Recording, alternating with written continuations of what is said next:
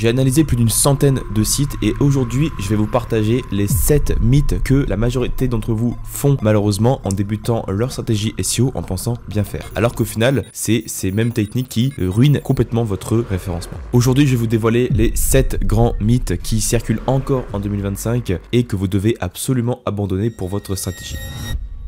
Le SEO est en constante évolution, ça vous le savez bien autant que moi. Google met à jour ses algorithmes plusieurs centaines de fois par mois, donc plusieurs milliers de fois par an. Et donc forcément on a des informations qui circulent qui deviennent rapidement obsolètes. Soit on a des infos qui sont complètement bullshit et qui sont reprises par des experts SEO et au final ça vous induit forcément en erreur. Et des fois on a des informations qui circulent dont vous n'étiez même pas au courant et qui au final impactent votre référencement de manière globale. Et à votre avis, quel est le mythe SEO qui fait perdre le plus d'argent aux entreprises chaque année? Je vous laisse me le dire dans les commentaires. Mythe numéro 1, plus de backlinks est égal à meilleur ranking.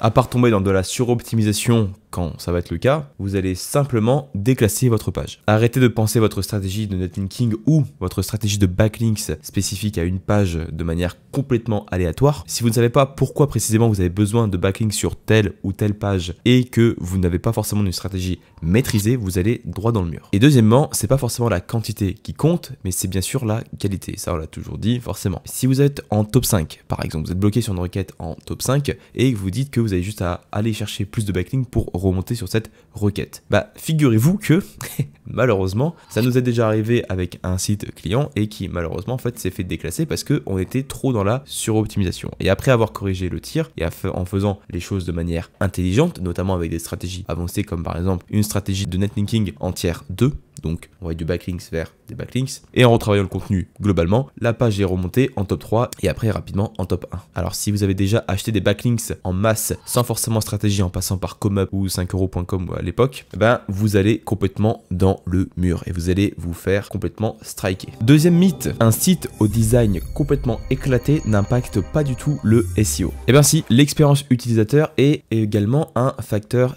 hyper important en SEO et c'est ce qui va être complètement déterminant aussi quand on va passer notamment la barre des top 3. Si votre site n'est pas rapide, responsive, fluide, intuitif et qui n'offre pas une bonne expérience à l'utilisateur, pourquoi est-ce qu'il irait vous mettre devant si votre concurrent a un site peut-être avec un contenu inférieur mais par contre qui propose une meilleure expérience au global? Alors même si vous êtes dans une thématique qui ne nécessite pas forcément d'avoir des dépenses énormes en design ou du moins en UX design, etc., je vous invite quand même à réfléchir à votre site pour qu'il soit le plus qualitatif possible, de 1 pour votre branding mais également donc pour votre SEO. UX et SEO pour moi ça va complètement ensemble. Prochain mythe, un taux de rebond élevé, c'est mauvais pour ton référencement. Le taux de rebond, c'est quand un visiteur va visiter l'une de vos pages et va repartir aussitôt, donc sans forcément visiter d'autres pages. J'en ai parlé dans l'une de mes dernières vidéos où je parlais notamment et beaucoup plus de l'expérience utilisateur, beaucoup plus qu'avant. Je vous mets le lien juste au-dessus si vous voulez les checker. Et je voulais forcément ajouter un petit commentaire par rapport à ça parce que je sais que la majorité vont penser que le taux de rebond global sur toutes les pages d'un site est hyper important. Pourquoi c'est pas forcément un facteur hyper important? Parce que ça va forcément dépendre du type de page qui va être impacté donc par ce fameux taux de rebond. Si vous avez une page qui nécessite juste de donner une information sans forcément besoin d'aller approfondir un sujet ou qui ne nécessite pas une conversion, donc par exemple vous êtes sur un e-commerce, vous avez un article et derrière après vous allez pousser vos produits, etc. Si le visiteur arrive sur cet article, après se balade sur votre site pour acheter vos produits, ça c'est forcément un signal très positif pour le moteur. Mais par contre si un utilisateur a une question très précise par rapport à un sujet et que cela ne nécessite pas de naviguer sur l'entièreté du site, alors pour le coup, oui, le taux de rebond sera élevé sur ce type de page, mais c'est pas forcément problématique. Google va d'abord analyser l'intention de recherche avant de juger donc le taux de rebond. Pensez toujours que sur le type de contenu que vous allez apporter, qu'il soit transactionnel ou informationnel par exemple, parce que oui, on a des utilisateurs qui veulent juste avoir une réponse claire, simple et précise par rapport à leurs questions, et donc ça n'a pas forcément de sens d'aller chercher plus d'informations. Donc non, à avoir un taux de rebond sur des pages qui ne sont pas forcément hyper importantes ou qui juste donnent de l'information rapide sur un sujet clé, c'est pas forcément synonyme de taux de rebond élevé, ou du moins ce sera pas forcément impactant pour vous. Prochain mythe,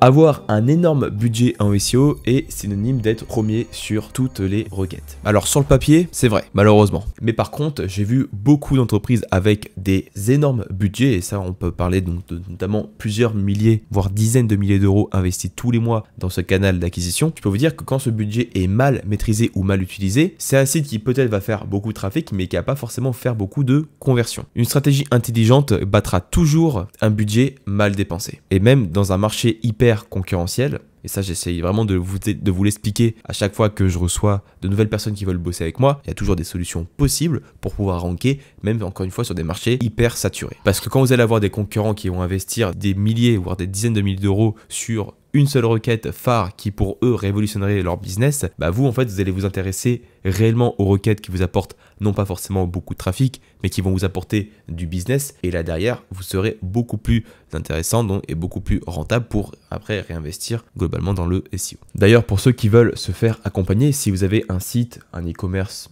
le site de votre entreprise ou que sais-je, et que vous souhaitez développer votre SEO, sachez que vous avez toutes les infos en description pour me contacter directement pour que je puisse réellement vous aider à développer une stratégie SEO sur mesure afin d'aller chercher plus de résultats. On ne parle pas d'aller chercher plus de trafic, mais on parle d'aller chercher plus de conversion. Donc si vous êtes intéressé, vous avez toutes les infos dans la description. Prochain mythe, les refontes ou les migrations vont tuer ton SEO. Alors combien de migrations j'ai vu également qui se sont mal passées? Et parce que en fait derrière c'était pas forcément maîtrisé d'un point de vue technique. J'ai déjà parlé donc de l'entreprise que j'aime beaucoup, donc une étude de cas, donc Domicile Gym, donc je vous mets le lien juste au-dessus de la vidéo, où on a augmenté, on a amélioré de 100% le trafic SEO et de 150% les conversions uniquement grâce au SEO. Je vous mets encore une fois le lien juste au-dessus. On avait donc une migration à faire et je sais pertinemment que la majorité des personnes qui pensent migration et SEO, ils pensent que c'est pas compatible. Et donc forcément, ça va être un impact majeur. Des migrations, j'en ai fait énormément. Je peux vous dire que quand c'est bien maîtrisé, il n'y a aucun problème.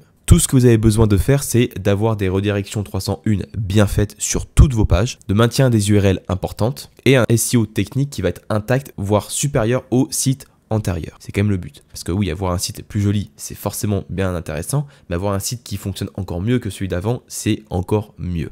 Donc non, les migrations ne sont pas des armes qui peuvent tuer votre SEO, c'est uniquement vraiment des manières d'améliorer la qualité globale de votre site, et c'est également la manière de repartir sur de bonnes fondations avec une stratégie claire, nette et précise à développer. C'est exactement ce qu'on a fait pour Domicile Gym, mais également pour d'autres sites comme YouSchool par exemple. Et d'ailleurs, je peux vous assurer que, encore une fois, si vous maîtrisez vraiment ces trois éléments principaux, il n'y a aucun problème, vous allez forcément faire une migration réussie. Mais je vous conseille quand même de vous faire accompagner, c'est quand même mieux. Avant-dernier mythe, l'outreach pour envoyer des milliers de mails afin d'obtenir un backlink fonctionne encore. Bon, on va pas se mentir, c'est l'une des stratégies que beaucoup popularisées au départ, forcément pour ceux qui voulaient faire du SEO, on va dire plus de manière classique ou de manière naturelle. C'était le fait tout simplement d'envoyer énormément de mails à des partenaires, des blogs, etc., tout ce que vous voulez, pour obtenir un backlink en échange. Alors, est-ce que réellement ça marche ? Difficile à dire, ça marche quand vous avez des partenaires qui sont vraiment établis ou quand vous avez quelque chose à donner en retour. On revient encore en concept de donnant-donnant, mais c'est uniquement un biais psychologique. Vous allez ni plus ni moins que créer une dette dans la tête de la personne que vous allez viser. Et donc, forcément, elle sera plus enclin à vous faire un service en retour si vous lui avez déjà apporté quelque chose. Alors, le fait d'aller démarcher des milliers de personnes pour obtenir un backlink, je ne peux pas vous garantir que ça va forcément marcher. Par contre, si vous arrivez avec une petite stratégie personnalisée, vous allez apporter d'abord de la valeur à la personne et ensuite demander un service. Par exemple, vous allez détecter les 404 sur son site, etc. Et derrière, bah tiens, vous pouvez replacer un lien ici pour faire un backlink vers votre site. Ça, déjà, vous êtes dans une approche beaucoup plus humaine, fondée sur la valeur et pas juste de masse ou en disant tiens, est-ce que tu pourrais me faire un backlink s'il te plaît. C'est quand même complètement différent. Alors oui, ça peut fonctionner encore. Est-ce que par exemple moi je le fais, je vais être complètement honnête avec vous, je m'embête même pas à faire ça. Pourquoi? Parce qu'on a énormément de plateformes de netlinking qui nous font déjà très bien le travail pour aller chercher et notamment mettre en place une stratégie de netlinking maîtrisée en gagnant énormément de temps. Parce que le netlinking, je pense que c'est l'un des arcs les plus, entre guillemets, obscurs, ou du moins c'est aussi celui-ci, c'est aussi un art qui est très compliqué à maîtriser ou plus ou moins qui demande beaucoup de temps pour avoir des résultats si on veut fonctionner de manière naturelle. Alors heureusement, on a des plateformes comme Linkuma qui vous permettent d'aller chercher des liens à partir de 7 € hors taxe. Et ça, je ne peux pas vous dire mieux, dans le sens où je pense que si vous voulez avoir un lien pour 7 € et que ça peut vous éviter de dépenser peut-être 1 à 2 heures pour aller récolter juste un lien, pour moi payer 7 € hors taxe, c'est quand même beaucoup plus rentable que de perdre 1 heure à 2 heures pour aller chercher un lien. Et le dernier mythe dont je voulais vous parler, c'était le fait de rater ses Core Web Vitals était un signe donc d'échec en SEO. Eh bien, je vais vous montrer un exemple parlant. On est sur le site donc de la Fnac sur Google PageSpeed et là, qu'est-ce que vous pouvez voir? Évaluation Core Web Vitals, échec. Alors oui, avoir des bons Core Web Vitals, donc ça permet d'avoir un site beaucoup plus rapide, d'apporter une meilleure expérience à l'utilisateur, ça, on ne peut rien dire. C'est la réalité. Par contre, est-ce que ça signifie avoir un mauvais ranking? C'est complètement faux. Ce sera vraiment les finitions, ou du moins les dernières optimisations assez importantes à réaliser. Et ici, on parle vraiment des Core Web Vitals. On ne parle pas juste de l'aspect vitesse, interactivité ou fluidité de votre site. On parle vraiment des éléments donc autour des Core Web Vitals. Alors, vous avez 3 niveaux donc pour les Core Web Vitals. Vous avez le LCP, le CLS et le INP. Le SLP, c'est ni plus ni moins en fait que le temps qu'il faut pour afficher le contenu le plus large sur votre page.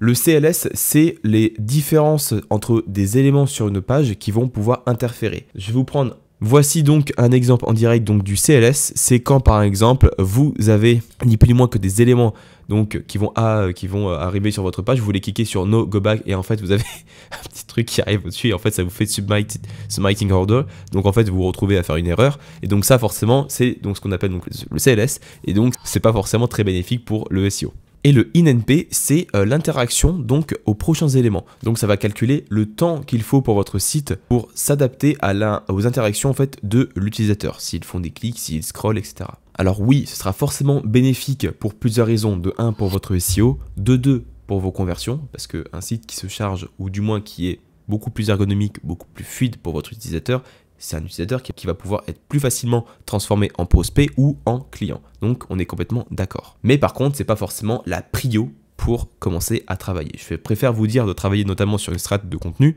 sur comment est-ce que vous allez pouvoir aller récupérer des requêtes business qui vont vous apporter des conversions pour après aller réinvestir pour améliorer votre site par exemple. On a terminé donc avec ces principaux mythes. Si on doit résumer tous ces éléments, je vais vous dire clairement que oubliez ces principaux mythes et concentrez-vous surtout sur ce qui marche réellement, c'est-à-dire sur nos stratégies intelligentes et complète. Je vous mets donc à dispo une prochaine vidéo que vous allez pouvoir checker directement si vous êtes intéressé pour aller un tout petit peu plus loin. Pour ceux qui veulent bosser avec moi pour développer le SEO, vous avez également les liens dans la description. Et n'hésitez pas également à laisser un petit like, à commenter et à vous abonner si vous avez aimé la vidéo. Je vous remercie en tout cas pour tous ceux qui commentent encore une fois comme d'habitude. Je vous remercie sincèrement. J'espère que la vidéo vous a plu. Et donc je vous dis à bientôt pour une prochaine vidéo sur le SEO. C'était Victor, ciao.